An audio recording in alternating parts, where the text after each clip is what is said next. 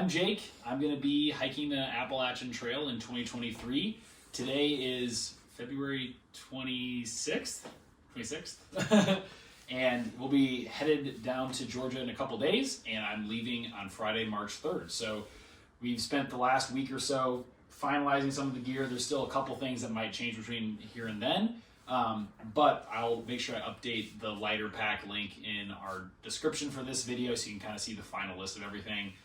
I might not know the exact brand name for everything or the exact model name, so that's going to be the best source of truth. But roughly speaking, everything here should be somewhere between 16 and 18 pounds for a base weight. So not exactly ultralight, not exactly traditional. So I'm kind of in between there, a moderate weight backpacker. As far as just some more details about me, I'm about 6'2", so that impacts some of the decisions that you're going to see here, and I weigh about 190 pounds right now. Typically I weigh 175, but I've been bulking up for the AT just because I know I'm going to lose some weight. And then I would say I'm like an intermediate to beginner backpacker. I've backpacked about 150 miles in my career so far, mostly in Indiana, Kentucky, Tennessee. So somewhat terrain similar to the Appalachia, but not very similar. So again, all of this gear has been tested through those shakedown hikes. There's a couple things that are going to be a little bit newer, or versions that are a little bit newer than what I've had before. But without further ado, we'll get right started with some of the big stuff. So I'll kind of work my way top to bottom here. First, we have the sleep system. So first thing here, we have my Nemo Philo Elite pillow. I've had this. This is probably one of the oldest pieces of gear that you'll see here. I've had this for about 3.5 years now. Very, very handy. I use it for travel too, but super comfortable. This pillow fits right into this stuff sack. It's a little bit of a luxury item, but something that has helped me fall asleep. So I'm really excited to bring this. It's one of those things I just, you can't go short on your sleeping. So I'm bringing this with. I also have on top here my green Enlightened Equipment quilt. This is probably the most expensive piece of gear on the spread. It's about $400. It's a 10-degree quilt. I'm kind of a cold sleeper, and I'm a little bit of a side/squirmy sleeper. So this was the best fit for me. I had tried hooded sleeping bags before, but just never really was able to get comfortable. 10 degrees I think should be more than enough for the start of the trail. Right now the weather is going to be at lows in the 20s and 30s at night. I've slept with this down to 21 degrees in the Big South Fork recreation area in northern Tennessee, and it was perfect. I was sweating with shorts and a t-shirt on, so I'm really confident about this piece of gear and excited to use it a little bit more.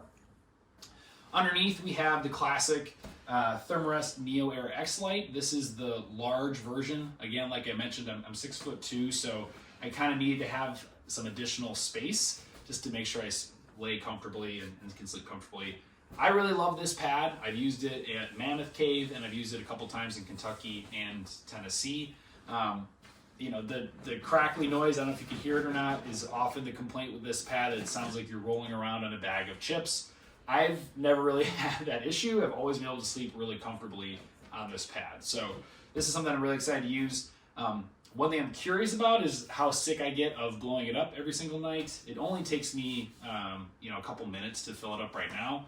But after 18 or 20 miles of hiking, I might end up upgrading to get like a little pump or something like that, or a stuff sack to help me do it. But right now, that's all I have for the sleeping system. So pillow, quilt, and my sleeping pad here. One thing I'll note on the sleeping system, on the inside of my pack, as a part of kind of the structure behind my pack, I have a Gossamer Gear Thin Light pad.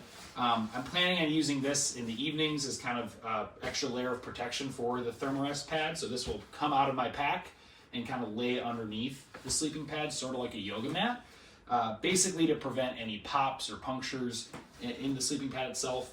And then also I can use it as a sit pad during the day. So I won't be folding that out, but that's kind of a part of the pack here. And we'll get to the pack in a little bit. Next up, I want to talk about clothing. This has been something that I've gone back and forth on quite a bit, but I am pretty content with the setup that we have right here. So starting over there on the far side, I've got two pairs of socks. One is a Smart Wool pair of socks, and the other is Farm to Feet. Really have enjoyed both of those brands. Those have both been on many hikes, so excited to use those, and I have some extras just in case I need replacements. Next, we have Montbell wind pants. This is a new piece of gear. I've used this a little bit, but not as much as I would probably like. So this is something that's a little bit risky for me. These are 2 ounces, so they're incredibly light, and they're designed to, keep my legs warm and out of the wind as much as possible in rain. I'm a runner, so usually my legs get pretty warm, and I think I'll be riding with shorts most of the time, but that's just kind of that extra layer of protection. Speaking of shorts, I've got a pair of Nike running shorts. This is definitely the oldest thing on the spread here. These I've had since my high school cross-country days, so excited to bring them on the AT with me, but they're incredibly comfortable. I brought them on many trips before, and I'll just kind of use those almost as boxers underneath my pants there. So really excited to use those, and I've got a couple of spares too. If they ever wear out, I'll get some extras mailed out. Next, we have the classic Melanzana Micro Grid hoodie. Got this when I was in Leadville a couple times for ultra marathons in the past. So this is incredibly warm. Really, really excited to use this. It's been on quite a few different trips already, and it layers amazingly well with the other things that I have in my setup. For my outer layer, I've got in here is a Mountain Hardwear synthetic down jacket. Again, this one has been on a lot of trips with me. Super comfortable, relatively light, packs down pretty small. I'm sure I'll be using this a lot in the first couple weeks on the trail. I can't remember if this is the Ghost Whisperer or Ghost Shadow, but I think it's the Ghost Shadow. For rain gear, I'm going with the classic Frog Togs. I've tried a lot of different things for rain gear, and this is by far what's worked the best on rainy days in Kentucky when I've been doing some shakedown hikes. This is the poncho version. I'm excited about that because it's going to let my shoulders and arms air out while I'm hiking in the rain. I've used the jackets before, and it gets you pretty sweaty when you're hiking. So this poncho, what's nice about it is it'll let kind of my body air out, and it also has the added benefit of being the rain cover for my pack. It'll go over the back of my body and the back of my pack to keep it all nice and dry, or as dry as possible. So, well, I'm sure I'll have to be replacing this. I've read a lot that these usually only last for a couple 100 miles, but they're very cheap and affordable. So I'll probably have a couple of these that I go through. For cold weather gear, I've got gloves right here. These are Nathan convertible mittens. So they have your little fingers here and then a mitten on top to gather warmth. And then inside of them, I have some smart wool liners. These have been my go-to gloves for running as I've ran over the last couple of years and keep my hands really warm. So this should be pretty handy in here. I think the smart wool liners are definitely a game changer. My hands get really, really cold, so that's why I have the 2 sets of gloves here. If there's one thing I could change about myself as a hiker, it would be to have hot hands. I'm really, really jealous of people who never have to worry at all about their fingers being warm. That's something that I struggle with. I wear gloves like in 45-degree weather. Next up, we have the Smart Wool quarter zip here. This is going to be kind of that base layer that I'll use a lot in especially the start of the trail. This layers really well with the Melanzana the Melanzana hoodie here. Very breathable, very comfortable. I've always been a big fan of merino wool, so there's going to be a lot of that here, as you'll see. This is going to be something I'm excited to use as well. And then for a t-shirt, I have a Smart Wool t-shirt, just kind of a bland color. Again, very big fan of merino wool because of its ability to kind of keep you at a good temperature, both in hot and in cold, and doesn't really get nearly as stinky as some of the more athletic materials out there. So that's the basics of the clothes. I'm interested to see if this is going to be enough or too much. Not quite sure. I've done multiple 3-day backpacking trips so far in my hiking career, but I've never done a 4, 5, 6, 7 day or anything even close to through hiking. So I'm curious if I'm going to need more for town days or for rain days or doing laundry, but we're just going to kind of wait and see what I need as I go along there. Next up, we have the cook system. Basically, the cook system, what I have is a Toke 750 milliliter pot with the little hot lips to keep your lips from being burned as you eat food out of there. I have the BRS 3000T stove. This stove is one of the cheap ones you can get from Amazon.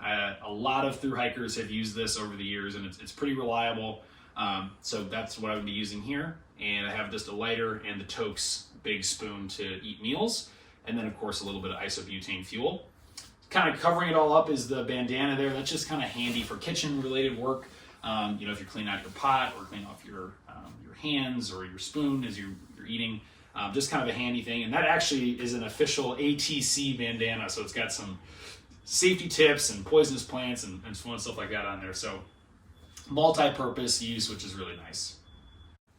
All right, next up we have the water system. So this is just the classic smart water bottle with the Sawyer squeeze. I use that a lot. Works really well for me. The black bottle is the dirty bottle. The blue blue bottle is the clean bottle. Pretty classic one there. Always had good luck with the Sawyer. For food, we have Hilltop DCF food bag. Basically, this is a little bit of a cottage brand that's really great. I think they're based out of Pennsylvania. I had the one that has like a little bit of a broader base at the bottom of the bag. So I'll be putting all my food in there, and I got the rock bag with it as well. That also has a little dog bone to do the PCT style hang. So I'm excited. I've only done the PCT style hang once or twice before, so that's something I'm definitely going to need to improve on as I go throughout this hike. But that food bag's really worked well for me in the past and some previous trips. Yeah, so that's the basics of the cook system. We'll do lots of rice sides, mashed potatoes, probably a couple backpacking meals here and there as a treat. Definitely some beef jerky, cheese, all the classics there. Again, I haven't been on a multi-day backpacking trip before, so that's going to be something I'm going to experiment with as we go along. On the outside there, we have the Zero Shoes camp shoes. So those are basically a very, very slimmed down version of Chacos or sandals. I don't anticipate using those a ton at the start of the trail, so I'm a little bit in between about bringing them or having them be brought out a month later, but there's nothing I love more than taking my shoes off and like having my toes out at camp when I'm backpacking. So again, depending on temperatures, might not be able to use that a whole lot when I get started, but that was kind of one of those luxury items similar to the pillow that I just didn't want to negotiate on, is having that extra pair of shoes. Plus, what's also nice for those is if you ever have town days, you're taking a zero and you want to go around and give your feet plenty of time to breathe and kind of recover, that's going to be a nice thing to wear instead of wearing my trail runners over there. Also on the feet side of things, we have some micro spikes over there as well. Those will be something that I probably only will carry through the Smokies, and then I'll probably send them home. Basically just bringing them for the first month just because I know that we're probably going to get some ice and snow at some point. So far, it's been a pretty mild winter. At least checking the weather near Amiclola, it's been pretty rainy but relatively warm. So I don't know if we'll get a ton of ice and snow, but I want to be prepared just in case. So those are micro spikes are for. And then just below those, we have my trail runners. They're the Ultra Lone Peak 5, so a couple years older than the current edition. I put about 200 miles of hiking into those, so those will be replaced probably by the time I'm getting to the Smokies. But I wanted to have a pair of shoes that I'd already worn in rather than starting with something new. Last but not least, on the footwear side of things, we have the Dirty Girl Gaiters. I just picked the brightest, craziest colors I could find so that I wouldn't lose them if I ever had to pack them up or do laundry. But I'm really excited to hike with those. I've done Gaiters in the past, and they are a game changer. So excited to have those on this hike. I think that will help a lot with keeping my feet clean and out of rocks and things like that. I'll probably zoom in a little bit closer to do some of the electronics there, but basically I have my battery pack, I have my headlamp over there, some headphones. I'm going to bring my Garmin watch that I use for running just to keep track of any stats. I kind of like that sort of stuff. Also have an air tag there. We'll probably set that up with one of my parents just so I can always see where I'm at without Find My Friends in case my phone dies. So basically kind of a way we're hacking around, paying the $340 for the Garmin InReach. We also have my med kit is right there as well. It's kind of a pretty robust med kit. There's a lot in there. It's actually close to 14 ounces, which is a lot. But again, I haven't done Thru-Hike before. I want to start off having a little bit more medicine and things like that just in case. And then as we go along, if I don't need it, I might drop some of the stuff in there. But there's Body Glide, Benadryl, ibuprofen, some Dayquil, Leukotape, Vaseline, my toothbrush, toothpaste is in there, kind of a lot of different things. Right next to it, we have the cork kind of stretch ball for your feet. That's, I think, also made by Hilltop Packs. That'll be a handy thing to kind of, as you take breaks on the hike, to stretch out a little bit. Just below it, we have some hand sanitizer, my earplugs. This is something that's maybe a little bit unique for me, is I always pack earplugs when I've gone camping and hiking. It is a game changer for sleeping. I'm definitely anticipating that the first couple weeks on the trail it's going to be really, really busy. So I think I won't have a ton of solitude when it comes to camping, at least if I'm going to be anywhere near a shelter, which means if you're not in solitude, there's a higher chance of somebody snoring or some noises like that. So the earplugs help a little bit with just making sure that I don't have a ton of folks snoring, keeping me up. So that's what those are packed for. Right next to them, we have the Swiss Army knife. That's gonna, again, multi-tool, just handy. A lot of other hikers bring those. Has the nail clippers, scissors, small knife, tweezers, things that'll come in handy there. Also have my water bidet over there. You're probably noticing there's no toilet paper here. I'm gonna be trying out the water bidet approach. I know that there's a lot of privies on the trail with shelters, and so just knowing that I'm not maybe gonna dig a ton of cat holes and do a ton of pooping in the woods. Obviously, I'll do some of it, but from what I've read, a lot of hikers, only do it 20 or 30 times during their hike. We'll see if that holds true for me. Don't know for sure, but I'm going to try the water bidet approach just because I think it's going to be a little bit lighter weight. I won't have to worry about carrying out poopy toilet paper, which doesn't sound very fun to me. Right next to it, we have the trowel. I've also read that some people decide to drop these a lot early on in the trail. Maybe I will too. Not sure yet. I've used that on multiple backpacking trips. It's just the Deuce, the classic trowel. It's very light, very handy. Right next to all the toiletries there, we have just basic accessories. So I have my my running hat. That's the Trek Midnight Runner. I'm a big fan of the Trek. I'll be on their Trail Correspondents this year podcast, which is very exciting. So kind of repping them there, and that's a very comfortable running hat that breathes well. Just on top of it, we have my sunglasses. Those are the classic Gooder $25 shades, and then a buff for a nonprofit that I'm involved with called New Shoe Day. So I'm repping them on the trail as well. Those will be basically my headwear. So when it's a little bit colder, I'll wear the buff. When it's a little bit warmer, I'll wear the hat. As you can tell, I'm bald, so I always try to take care of my scalp. It's a lot easier for me to get a burn on my head. So that's something that's very important to me. As we're getting towards the end here, we have my tent. I'm doing a traditional freestyle backpacking tent. I've gone back and forth on this a million times, and I'm just deciding to start with this. Like I said, I'm 6'2". I'm a little bit of a bigger guy, so I wanted to have the extra space to store stuff inside. This is the Xped Mira 2 Hyperlight tent. So it is a 2-person tent. It weighs about 2.5 pounds. This is really the last luxury item I would say that I have. Really, again, it's something that I'm really comfortable with. I brought it on all my backpacking trips, so I just feel strongly this is the best fit for me. Again, that might change as I learn more as we go on the hike. But I've got basically the main tent right there that fits into the side of my pack. The tent, the stakes to build it out. My tent stakes just beneath it, and then the poles and my rain fly right there. So having the dual walled, I think, will help a lot, especially as in the early stages of the trail when it's a little bit colder. But this might be something that I decide to drop and upgrade for a tent that's a trekking pole tent. Speaking of trekking poles, I have my Z-Packs trekking poles right here. Trekking poles are a game changer, everybody knows it, so I'm really excited to use those on the trail.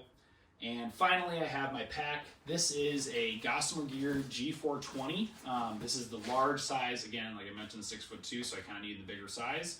This pack, I think, weighs just over 22 ounces, and it's been on a lot of different trips with me. I love it. I think it's the perfect balance of being a little bit ultralight minimalist, but still having some of the features that are so great about a fully featured pack. For example, it's got a specific tent pouch right here that fits my tent perfectly. It's got this big mesh webbing on the outside for any of your rain gear. Plenty of space for water bottles on the side. It does have a hip belt, which I like having a hip belt to store snacks and store like hand sanitizer, things like that. I upgraded to have the little phone pouch here, which is where I'll keep my electronics. And then it's just got a massive amount of storage on the inside that should come in handy quite a bit. I've read this online and can confirm this feels like a lot bigger pack than 42 liters just by how well it packs. So this is one that I'm really excited to use. It has an outer pouch here too that I'll probably use for medical stuff. But yeah, that's basically it. Kind of in that middle range between a traditional backpacker and ultralight. I think this will all come out to be about 16 to 18 pounds. But really excited to see how it changes and evolves as I go out on the trail. So that's everything. Let me know what you think of my setup in the comments if you have any questions. And if you want to check out my hike, you can always follow me on Instagram, just at Jake Landgraf, or on this YouTube channel here. Probably won't be doing a lot of YouTube videos, but on Instagram I'll have lots of pictures and things like that. So thanks for tuning in. Really appreciate it, and we'll see you on the trail.